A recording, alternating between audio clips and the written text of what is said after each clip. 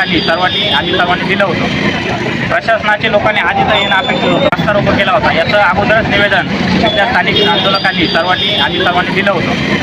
प्रशासनाचे लोकांनी आधीच येणं अपेक्षित होतं, परंतु इथे तहसीलदार सुट्टीवर असल्या कारणाने त्यांनी नायब तहसीलदार माननीय कदम साहेब यांना आणि इथले तलाठी आणि मंडळ इतकेच अधिकारी इथे उपस्थित झाले, परंतु त्यातनं अद्यापही मार्ग निघालेला नाही। प्रशासनाचं म्हणणं आहे की तुम्हाला खानपट्ट्यातनं आम्ही काही करू, परंतु खानपट्ट्यातील जी गावं आहेत ती ह्या गावापासून फार अंतरावर आहेत। या गावांपासून इथं मुरा मानायचा तो फार खर्चिक आहे आणि प्रशासन म्हणतं की आम्ही इथनं तुम्हाला देवगावमध्ये जो मुरा माहिती उचलून देणार नाही, परंतु सर्रासपणे तसाही चोरीने यापूर्वी मुराम सुरू होता, बाहेर तो जातो।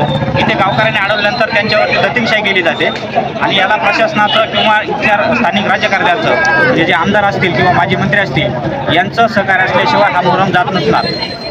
त्यानंतर घरकुल संदर्भामध्ये अनेक वेळा